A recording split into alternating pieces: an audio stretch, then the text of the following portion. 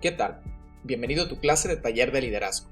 Hoy abordaremos el tema la toma de decisiones, concepto y proceso. Bienvenido. El hecho de tomar decisiones en nuestra vida seguramente es algo que para muchos suele resultarnos algo difícil y tormentoso, porque tememos mucho equivocarnos, sobre todo cuando no sabemos cuál es la mejor opción para resolver cualquier problema que se enfrente en nuestra vida. Es bien sabido que todos los días tomamos decisiones. Muchas de ellas suelen ser muy simples, como por ejemplo decidir qué ropa te vas a poner hoy o qué vas a comer. El proceso de tomar decisiones en la vida y en los negocios es más importante de lo que puedas imaginarte, puesto que lo que decidas, ya sea para bien o para mal, va a fijar el rumbo que va a tomar tu vida. En esta clase no te voy a explicar cómo debes de tomar tus decisiones, simplemente te voy a explicar en qué consiste el proceso por el que tomas tus propias decisiones y entendiendo eso vas a ser capaz de tomarlas de una manera mucho más efectiva. Así que pon mucha atención. Muchas gracias por acompañarme. Bienvenido.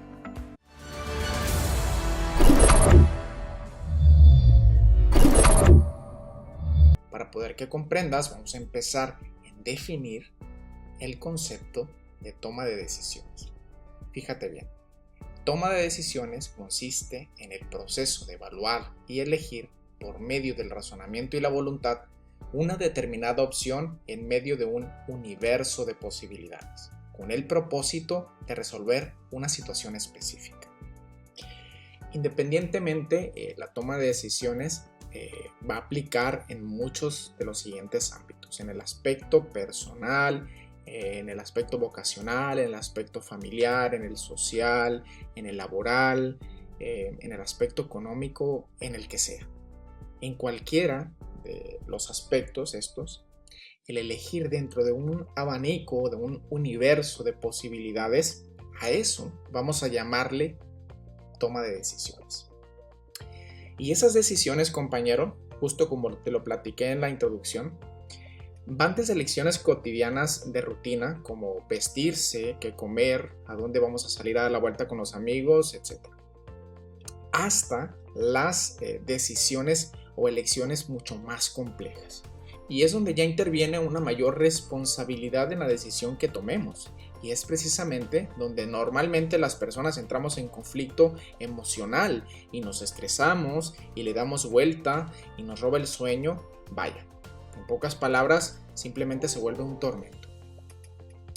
Decisiones que, por ejemplo, incluyen situaciones como el que cambiemos de empleo, el renunciar o no a nuestro trabajo, en tomar la decisión de casarnos o no, de separarte de tu pareja, de tener hijos, en el aspecto ya empresarial u organizacional, de comprar maquinaria nueva, de despedir a nuestros empleados o de contratar a nuevos, de invertir tu dinero en algún negocio, etc. Decisiones que, si te das cuenta, pues son mucho más complejas que en el aspecto de decidir si comerte a lo mejor una manzana o una hamburguesa. Entonces, en este tipo de decisiones en las que muchas personas en la vida y en el trabajo nos vemos inmersas, es donde entramos en conflicto y no sabemos qué hacer. ¿Cuál es la importancia entonces de tomar decisiones? Leamos. Las consecuencias de una mala o buena elección pueden tener repercusiones en la vida y, si es un contexto laboral, el éxito o el fracaso de la organización. Si vemos este panorama, incluso hasta puede ser un tanto aterrador. Pero a ver, seamos realistas y en cierta forma digamos que tomar decisiones no es nada fácil, no es nada sencillo, incluso la verdad es que es todo un arte. Si eres consciente de los factores que pueden afectar a tus decisiones y cuál es el proceso correcto que debes de seguir, es entonces cuando vas a poder ver un poco más allá, ser más visionario y tener pues más posibilidades de hacer lo correcto. Porque tomar buenas decisiones en la vida van a destinarte o al éxito o al fracaso, como dice el párrafo. Pero con esto pues no quiero asustarte, no estés aterrado, lo que quiero es hacerte consciente de la responsabilidad que implica tomar una decisión.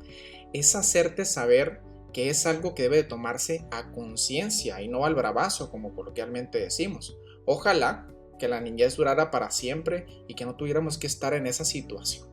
La realidad es que ya somos adultos y como adultos debemos de tomar todo lo que se presente con mucha responsabilidad y que eso que se presente logremos extraer todo lo positivo en el aspecto personal y para nuestro desarrollo profesional.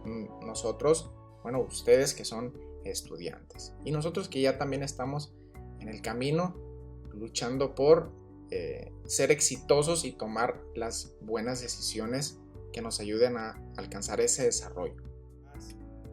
Echemos un vistazo ahora a los tipos de toma de decisiones y empecemos por la racional. La racional es aquella en la que se analizan las posibles alternativas utilizando el raciocinio con base en fuentes y pruebas comprobables. Es decir, elegimos una de las alternativas porque antes nos hemos informado de una serie de datos, hemos investigado con especialistas, hemos leído algún libro, etc. Son decisiones que no se toman considerándose la intuición o lo que pienso que es mejor porque así lo pienso, así me lo dicen, sino es con base en datos o justificado en hechos reales. La otra es la de tipo intuitivo, que a diferencia o en oposición al de tipo racional, son aquellas que se toman con base en la intuición, vaya la redundancia, es decir, en lo que me ha pasado a mí en experiencias personales o lo que le ha pasado a otra persona, o simplemente en lo que yo siento o pienso que es la mejor decisión o la mejor alternativa. Es una manera subjetiva de elegir una de las alternativas dentro de todas las posibilidades. Entonces, esta se hace con el cerebro, de una manera más racional basada en datos empíricos, y la otra es más subjetiva, en base a la intuición, a lo que siento, a lo que yo pienso que puede ser la mejor alternativa. La de tipo personal es aquella en la que el proceso de la toma de decisiones de un individuo es más de forma interpersonal. Son aquellas situaciones que se presentan en nuestra vida de forma más privada. Por ejemplo, el elegir formar una familia, cuántos hijos deseo tener, con qué personas relacionarme, con cuáles no. Son cuestiones más privadas de tipo personal. La otra, que es la toma de decisiones de rutina, son aquellas en las que se suelen ser situaciones que no resisten mucho análisis ni tratan sobre temas complejos. Eso lo veíamos al inicio. Son aquellas decisiones, por ejemplo, ¿qué se me antoja comer hoy? ¿Algo chatarra o algo nutritivo? ¿O me pongo una playera roja o me pongo una playera azul? ¿Voy de vacaciones a Mazatlán o me voy a Puerto Vallarta? Entonces son situaciones menos complejas de las cuales se presentan en nuestro día a día. La otra son las tomas de decisiones de emergencia. Las de emergencia son aquellas decisiones que se toman frente a una situación nueva, frente a una situación que aparece de imprevisto, es por eso que se llaman de emergencia, en las que hay que elegir en un momento inesperado, ¿sí? Por ejemplo, se enfermó alguien o tuvo un accidente y pues está la decisión de que se someta a cirugía o no. Son situaciones en las cuales tenemos que decidir ya. En la empresa se descompuso una máquina, o la mandamos a reparar y esperamos, o compramos una nueva. Son situaciones o alternativas que se presentan de inmediato y que hay que resolverlas o atenderlas en ese momento, pues. Las de tipo de grupo pues son aquellas decisiones que se toman de forma colectiva, es decir, que no depende de una persona, sino de un grupo de personas. En la parte académica, pues cuando se forman equipos de trabajo, pues distribuir la información.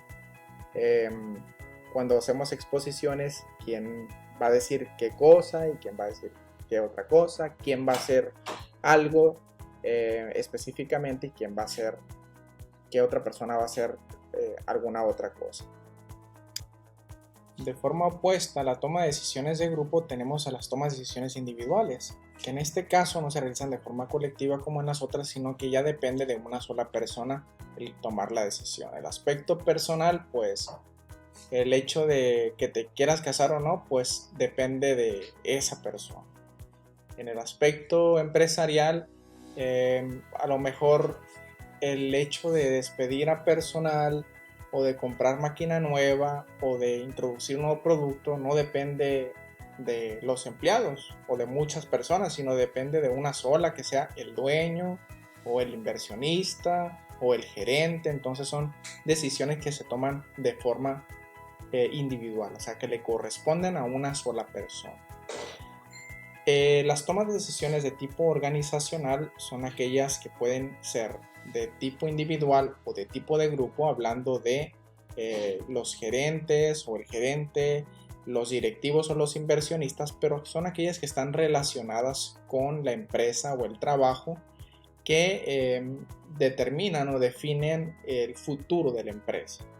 Esas cuestiones de a lo mejor minimizar costos, maximizar las ventas, todo lo que tenga que ver con el desarrollo de la empresa, son aquellas tomas de decisiones de tipo organizacional. Ahora bien, vamos a lo que queremos llegar. ¿Cuál es el proceso en la toma de decisiones? ¿Qué pasos debo de seguir para equivocarme menos al momento de tomar una decisión? Veamos los siguientes 8 pasos que me van a dar el camino hacia la elección de la mejor decisión en cualquier aspecto de tu vida que se te presente. Número 1. Identificación del problema. Evidentemente, pues si hay que tomar una decisión es porque existe un problema y sobre el cual pues tenemos que actuar. Por lo tanto, hay que identificar bien ese problema y desgranarlo o desmenuzarlo para poder conocer cuál es el tamaño, cuál es la magnitud de ese problema, de qué se trata, qué aspectos conlleva y cómo, sobre todo, cómo vamos a enfrentar ese problema. Número 2. Identificación de los criterios de decisión. A nivel empresarial se deben establecer unas pautas para ello, para tomar la decisión más acertada. Por ejemplo, en algunas empresas se establecen protocolos que se tienen que seguir y que después se van a utilizar para tomar futuras decisiones. Si se quiere realizar una inversión en publicidad, por ejemplo, pues se valoran una serie de criterios, de cifras, estudios de mercado y otros aspectos. Si es a nivel individual, radica en uno mismo el hecho de escoger esas opciones para finalmente tomar una decisión correcta. Número 3. Ponderación de criterios de decisión. Es aquí donde vamos a priorizar o a jerarquizar esos criterios que hemos definido en el paso 2. ¿Sí? Tenemos que ir descartando opciones. Siempre habrá algo que prevalezca sobre la otra cosa. ¿Sí? Hay algo que es más importante y hay algo que es no tan importante. Entonces empecemos a ponderar o a asignar de cierta forma un porcentaje de importancia a los criterios que nosotros consideremos los más importantes. Te voy a poner 2 ejemplos. Por ejemplo, si vas a comprar una casa, pues tienes que establecer una serie de criterios, como cuáles.